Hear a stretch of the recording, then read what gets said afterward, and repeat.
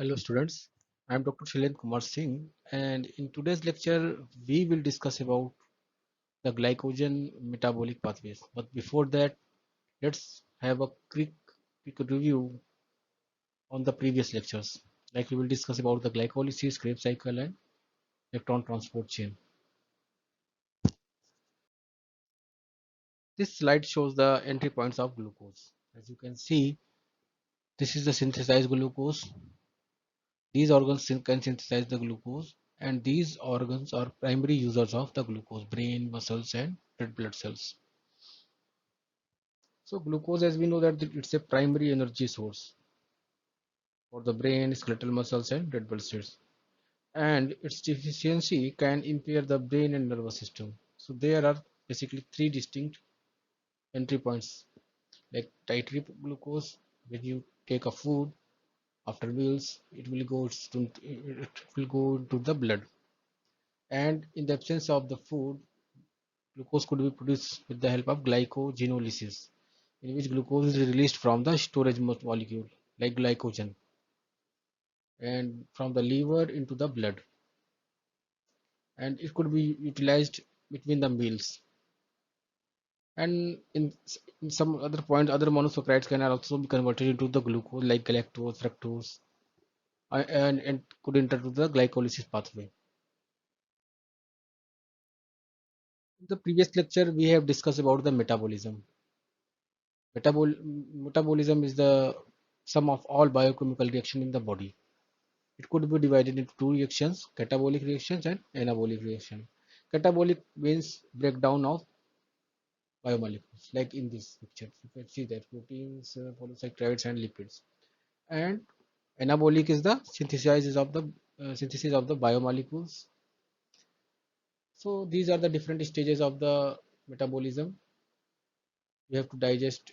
After digestion, it will undergoes into the hydrolysis. Then it will degrade into their constituent molecules, and these constituent molecules undergoes into the oxidation in the cell or mitochondria.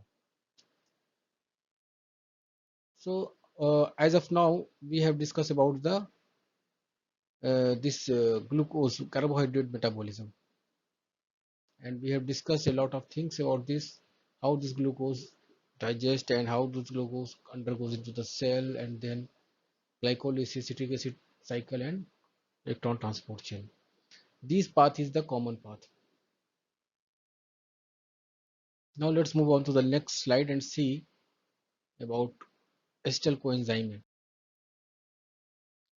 When you eat food, the various carbohydrate, fats, and proteins are chopped up by the enzymes in the liver and intestine into the smaller subunit, usually two carbon fragments.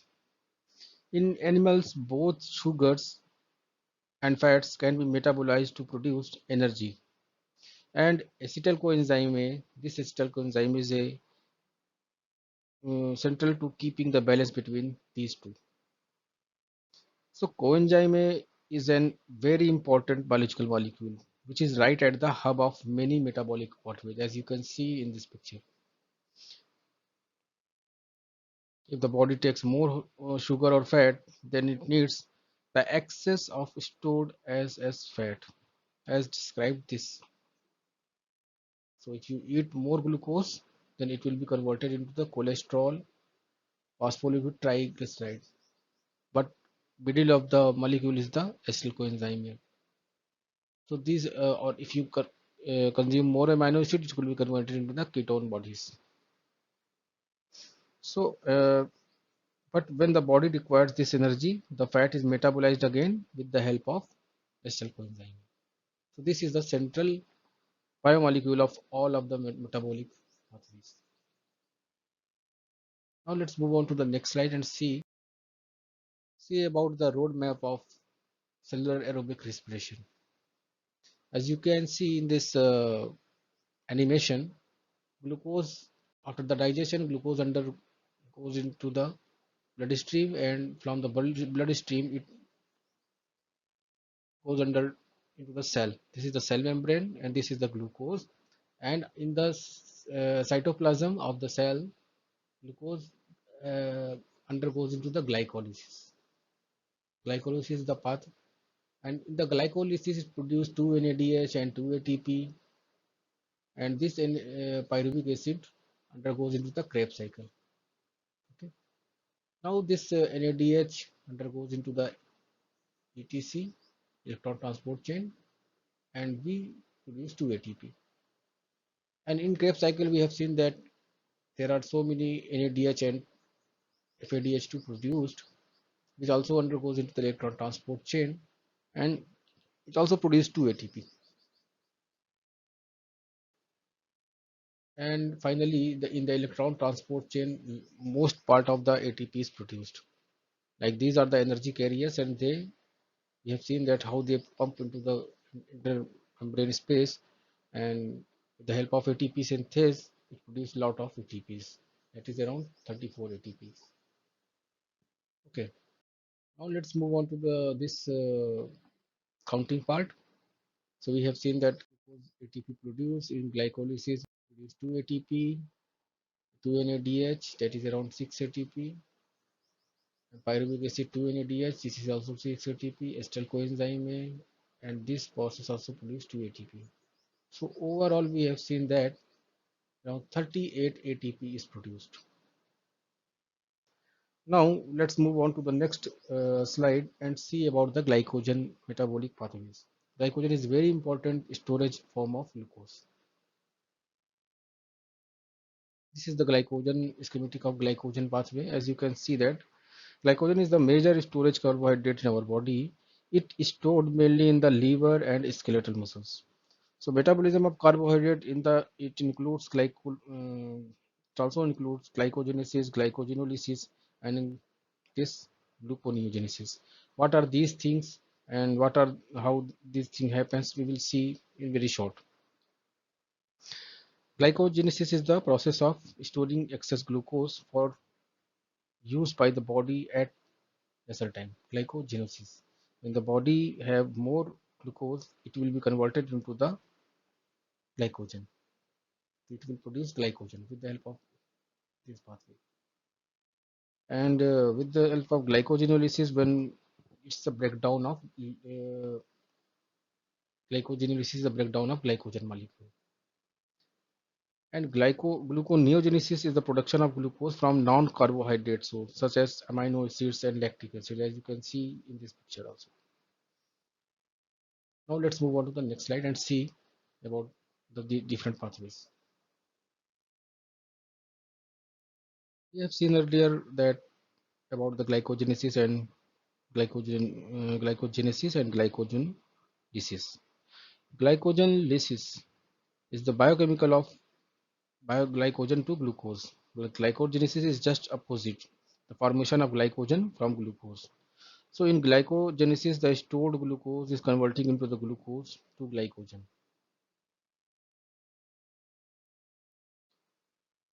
Generally, it occurs when high level of glucose 6-phosphate are formed in the first reaction. Glucose 6-phosphate is formed in the first reaction. It is occur and does not operate with the energy stores glycogen are full, which means that additional glucose is converted into body fat. Glycogenolysis takes place in the cytoplasm of the cells. Glycogenolysis takes place in the cytoplasm of the cells and in a liver tissue in response to hormonal and neutral signals for breakdown of glycogen to glucose. So these are the different pathways as you can see in the picture. Now let's move on to the next slide. In the previous slides, we have seen that whenever glucose level is high in the blood, glucose would be converted into the glycogen. And when glucose level is low, like during fasting, but what happened when glycogen stores are depleted? And in that condition, glucose would be synthesized from the carbon atoms of non-carbohydrate compounds. So this process we call gluconeogenesis. Gluconeogenesis. In this, glucose is synthesized from the non-carbohydrate source like lactate or some amino acids and glycerols. after they are converted to pyruvate or other intermediate compounds, as you can see in this picture.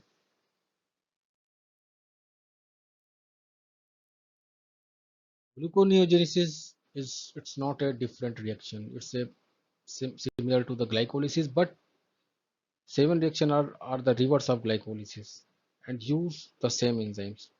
So three reaction are not reversible, like reaction one hexokinase, reaction three phosphofructokinase, and reaction 10 pyruvate kinase.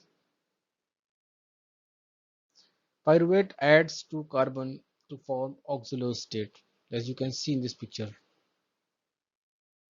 Oxalose state, and this oxalated by two reaction that replace the reverse of reaction 10 of glycolysis. Then carbon is removed and a phosphate added to the phosphoenol pyruvate. Phosphoenol pyruvate is converted into the fructose 1,6 bisphosphate using the same enzymes in the glycolysis, and glucose forms when a loss of phosphate from glucose 1 phosphate from fructose 6 phosphate and 1 phosphate group. A reversible reaction converts fructose 6 phosphate to fructose glucose 6 phosphate. So a phosphate is removed from the glucose 6 phosphate finally, and glucose will be formed. So this is the synthesis of glucose. So high glucose levels and insulins promote glycolysis, while low glucose levels and glucagon promotes gluconeogenesis. Okay, now let's move on to the next slide and see how these things are controlled by different molecules.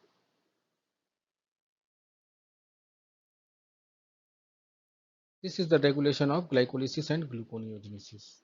As you can see, there are these three enzymes are very important: hexokinase, phosphofructokinase, and pyruvate kinase in the case of glycolysis. And gluconeogenesis is primarily controlled by the hormones and the concentration of the glucose. Now the Cori cycle, which is also known as lactic acid cycle, it is named on the basis of their discoverer Ferdinand Cori and Greti Cori, which they got Nobel Prize in 1947 for this. It's a very important metabolic pathway in which lactate produced by anaerobic glycolysis in muscles, as you can see in this picture.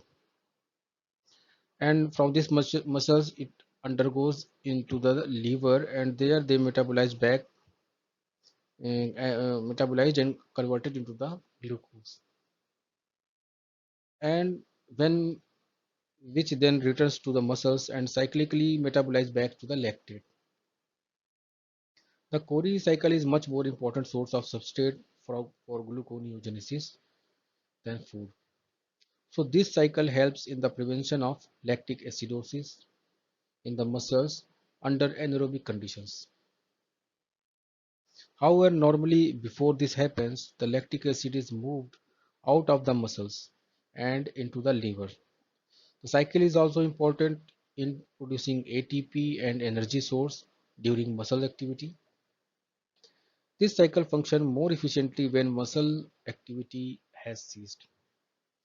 So this allows the oxygen depth to the repaid such that citric acid cycle and electron transport chain can produce energy at its peak efficiency.